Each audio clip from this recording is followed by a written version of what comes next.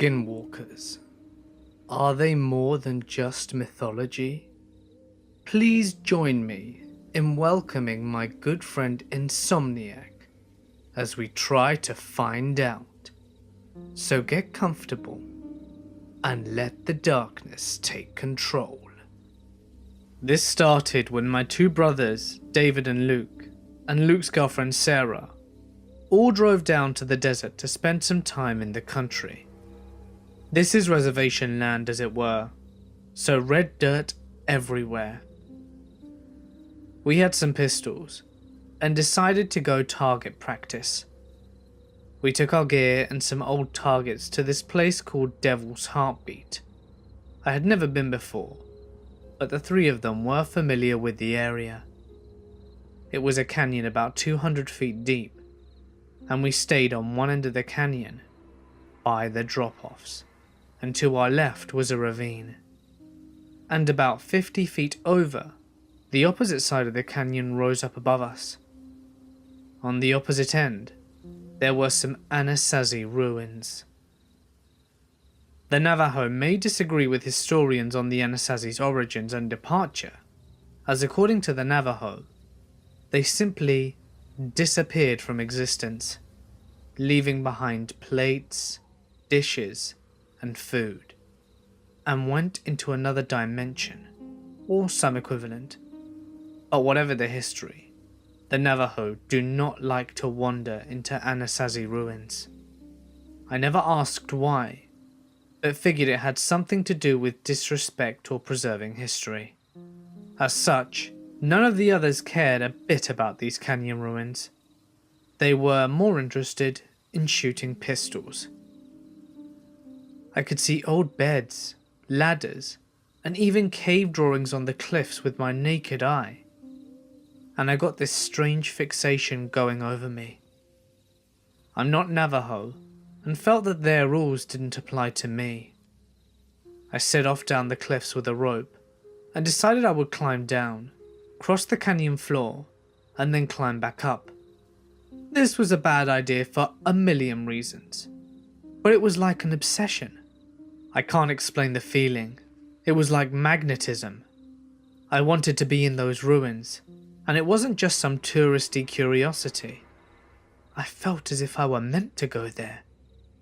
I kept slipping and getting stuck on the rocks. I was so frustrated I started crying. Finally, I was deterred by the unmistakable sound of a growl coming from the canyon floor below me. There were trees down there, so I couldn't see what was making the growl, but mountain lion immediately rose to mind, and I got my ass back up the cliffside. I said nothing to the others, and we shot the guns for a while. The only other strange occurrence was that while Sarah was aiming, things got eerily quiet. We all heard sounds from around us, behind us, maybe 20 feet away. It was like a growl, then a hoarse laugh, almost like a lion, and then a hyena.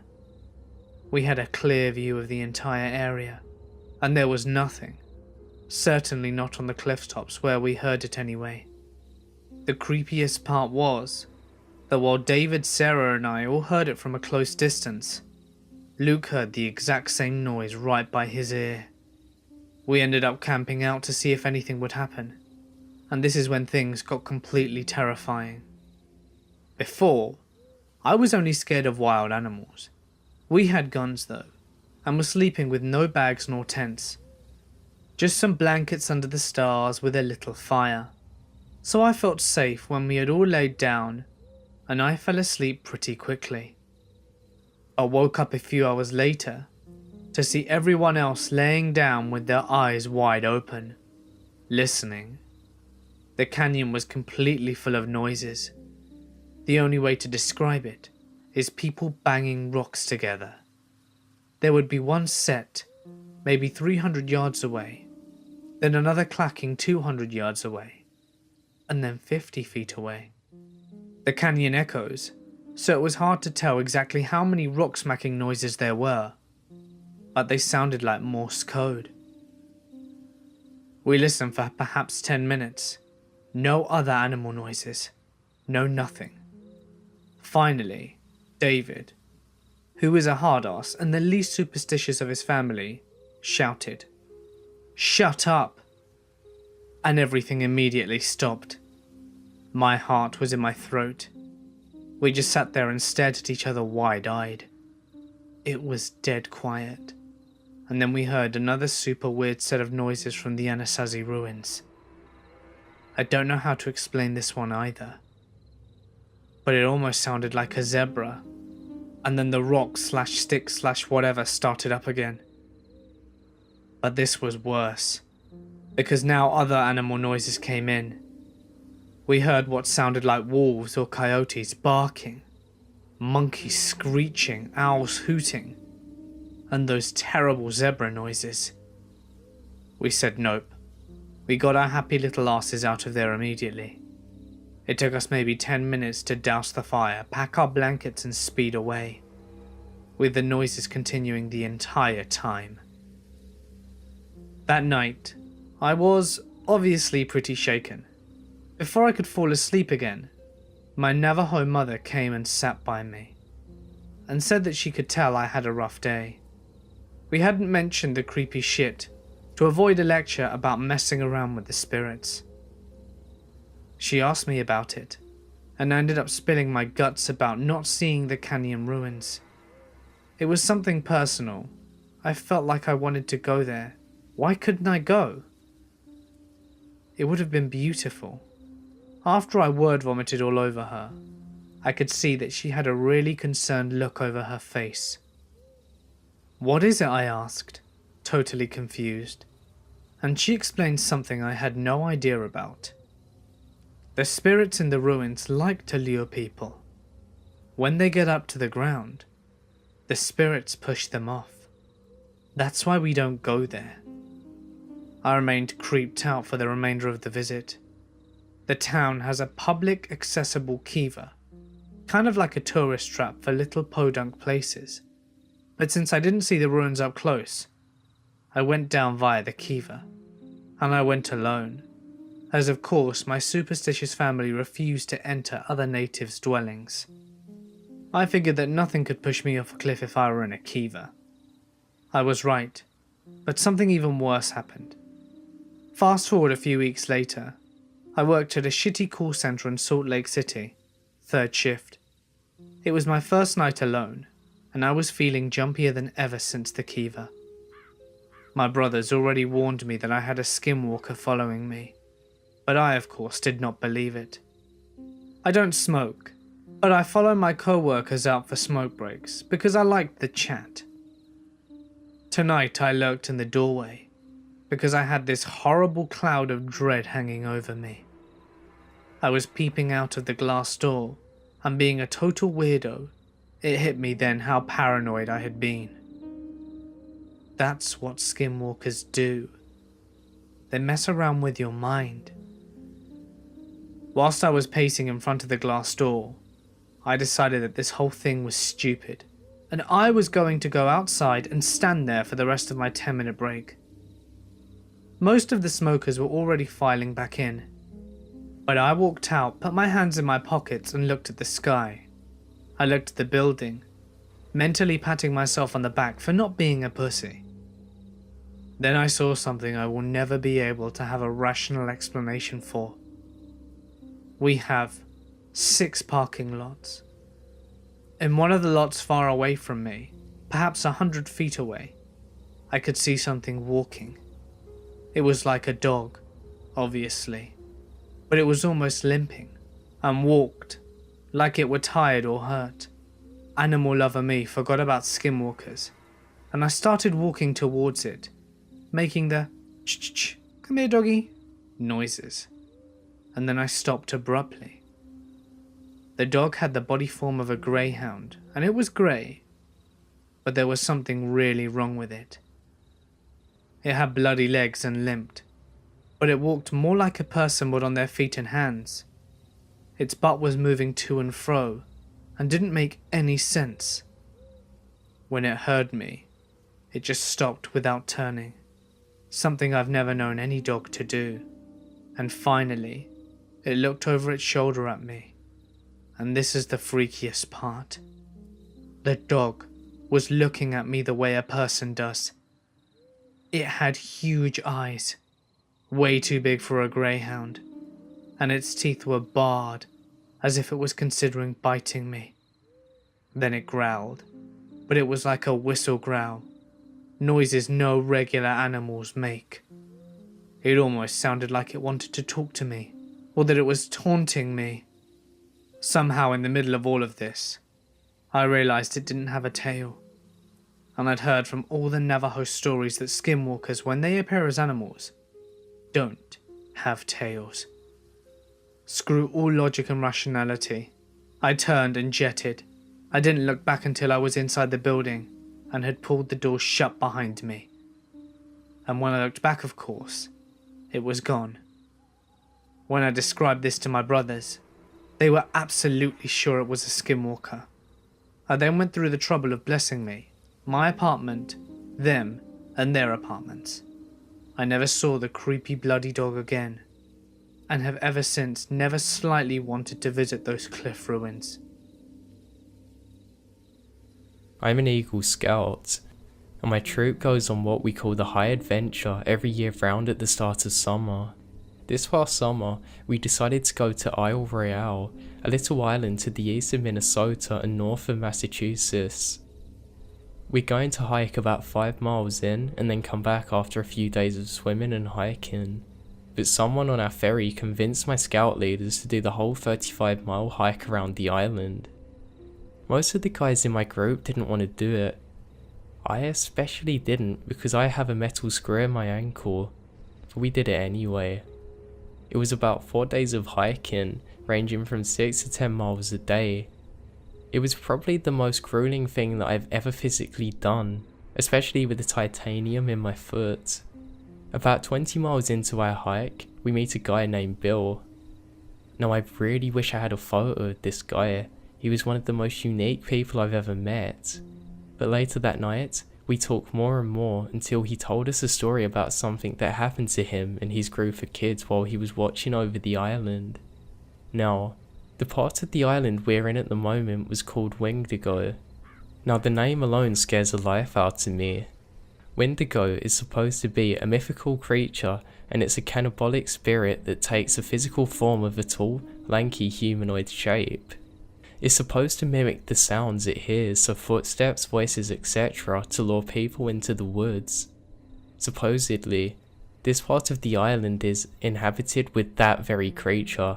Still freaks me out. So Bill told us that one night, with his group of 10 to 12-year-olds, who have never heard of this Wendigo, come to him saying one morning, "Bill, were you trying to scare us last night? We heard heavy footsteps around our tent and thought you were grunting at us and saying our names." Bill was really confused. He slept through the entire night. He didn't go out of his tent, and his tent was a decent distance away from his kids while being relatively close as to make sure they were okay. He knew for a fact though that he was sound asleep that night. He says that experience terrified him alone, especially when the exact same thing happened with a second group of kids who had never heard of the spirits of the island either. Then, he started hearing the voices of his kids outside his own tent. He told us that the Wendigo was real, and that we had to be very careful and to respect it.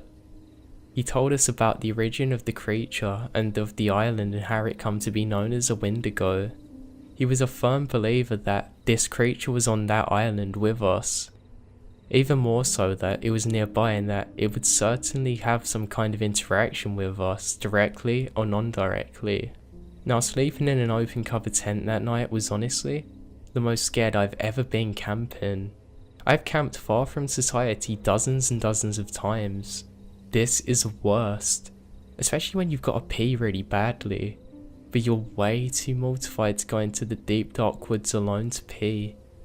You can't just pee next to your tent, and nobody is going to wake up to walk with you 20 feet into the woods during the dead of night. I think we're all just on high alert and strung out from hiking and stressed out, but every single twig that broke, animal that called out, every step we heard from animals near our tent made all of us jump. At one point, One of my guys freaked me out because he heard footsteps coming from far away and get like right behind us next to our tents. I didn't know about that. I'm certainly set into the hysteria of this, so I'm honestly grateful nothing happened to me personally to make me a firm believer of stuff like the Wendigo, but man, it felt like a horror movie all night. The other guys in my tent swore that they heard footsteps, noises, grunting sounds, etc., but I'm skeptical. They could have all just been enjoying the fear. The worst kind of fear is a fear that settles in deep and stays there.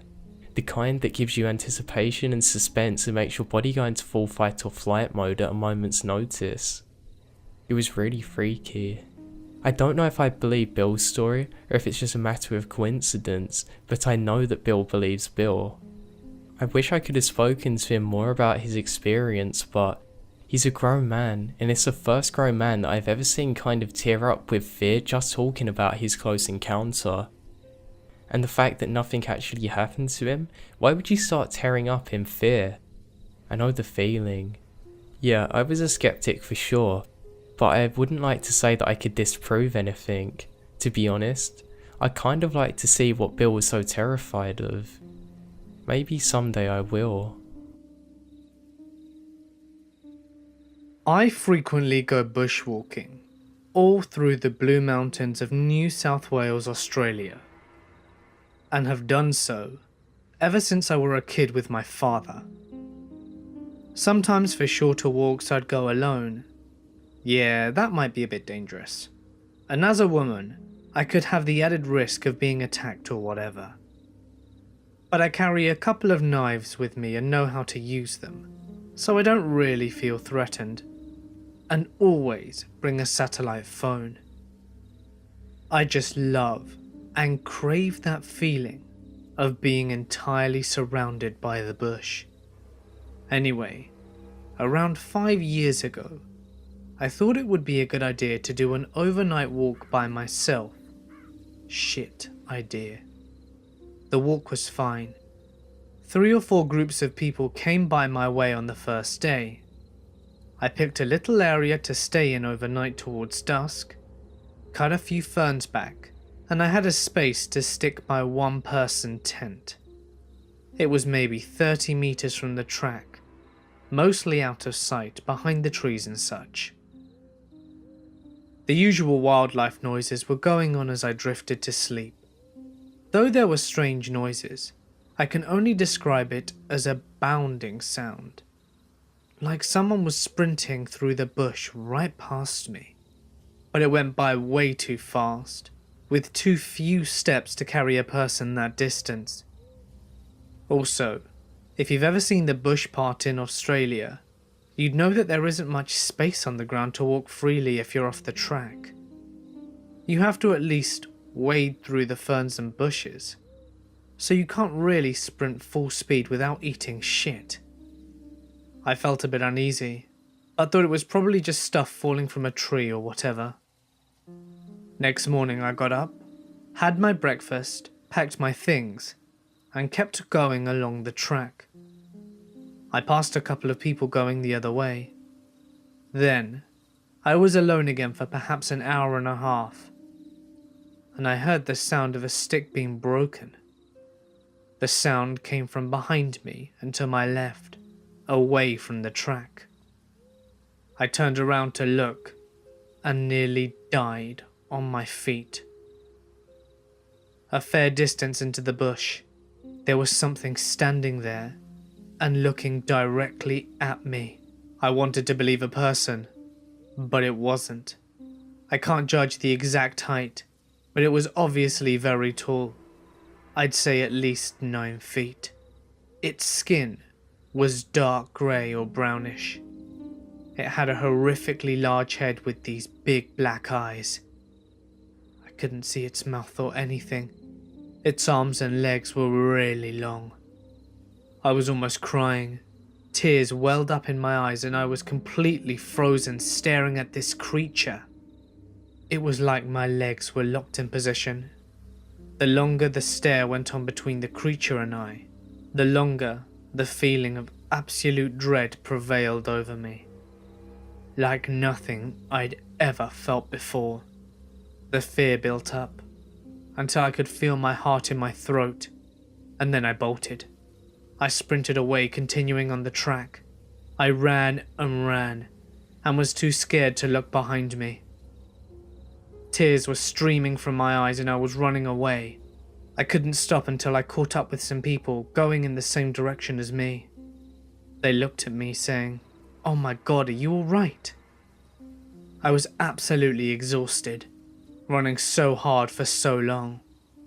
I told them I saw something in the bush and asked if I could walk with them the rest of the way. It took me 6 months, but I did start bushwalking again. But I never go alone these days. You couldn't pay me. Now let me start by saying that, having spent my entire life living in New Mexico, a lot of people I know have claimed to have seen a Skinwalker.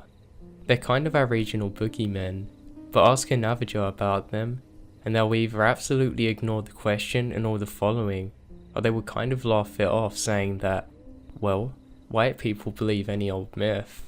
Well, here's my story regarding them. My father owns a small delivery service that operates out of Farmington, MN. We mostly deliver small packages out to the middle of nowhere, as are much too hassle for the larger delivery companies to bother with. Now my dad is the only employee at the company and we have a few pickup trucks and a trailer.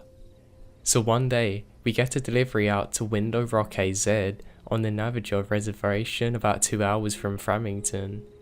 Now my dad gets a call for the job while he's chilling with one of his Navajo friends, Travis and his girlfriend. Travis mentions how he's got family in Window Rock and that he hasn't seen them in ages and suggests they go with him. It was about 6 or 7 at the time and it was a summeriest day, so my dad decides to go with him. He can do so in his delivery truck really quick. Then while Travis sees his family, we can go check out the Window Rock. It's actually a big rock face with a large hole in the middle that goes through to the other side. It's pretty cool. Now we had to convoy in separate trucks since my dad's was loaded down with freight. We decided to bring along some walkie-talkies so we could communicate with one another. So we spend our time in Window Rock and everything is generally uneventful. We then start heading home along the old highway with my dad and I in front, Travis and his girlfriend in the truck behind us. I honestly don't remember most of the Window Rock trip, but this is a part that I will never forget. We're somewhere on the highway between Window Rock and Gallup MN, and it just began raining the day earlier and the roads were kind of slick, so we're taking it pretty slowly. On the left of the highway, there's nothing but sandstone cliffs. On the right, there is a huge field separate from the road by a small barbed wire fence. We crest to the top of this hill, and down at the bottom of the hill, we see what appears to be a very large dog. It's sitting back and it kind of hunches in the middle of the road facing the cliffs. My dad calls over the radio, "Hey Travis, you see that big ass dog?" Travis starts yelling back over the radio, "That's not a dog, speed up right now and hit it." He almost sounds hysterical. He just keeps screaming, "Hit it, JJ, you've got to hit it, please, hit that fucking thing right now." So my dad starts to speed up. As we get a bit closer, I can then begin to see it a little more clearly. It's absolutely covered in this brown wiry matted hair that appears to have dried blood all over it. It's still facing the cliffs, but the moment our headlights hit it, it turns around and looks right at us. Its face. I don't know how else to describe it other than a mix between a bear and a human's face. It looks so twisted and distorted, almost in pain. As we get closer to this thing, we start to realise it's actually fucking huge. It's still sitting on this weird hunch and it's about shoulder height with the hood of the truck. We get literally inches from hitting it and it lets out this horrible scream that sounds like somebody's lungs were filled with water. It then leaps backwards towards the field, just landing on the other side of the barbed wire fence. Then with another leap, it goes out of sight. Travis comes over the radio again. "Holy shit, keep driving, we have to get out of there, go faster." He kept repeating the last part. We get out of here and we have to go faster. Pretty soon, We are at a crazy speed and we just start to come near the outskirts of Gallup and we get pulled over. Travis pulls his truck over with us. Naturally, this makes the cop, a Navajo man himself, very on edge, and he immediately asks why Travis felt the need to be pulled over at the same time. Travis then says to the guy, "Look, we just saw a Skinwalker a few miles back, it's been following us." The officer immediately turns white, stammers something about a verbal warning, gets into his car and takes off. We then do the same. Hey guys, it's Mort here, and thank you so much for listening. I would like to extend a huge thank you to Insomniac for his help in today's video. But you aren't even close to being done. We have even more stories ready for you over on his channel. So click the link on screen now or in the description to follow us over. Would you guys be interested in a Skinwalker compilation video? Please, drop a comment if you'd like one in the near future. And smash that like button for good measure. Right before you subscribe, of course. I'll see you over with Insomniac.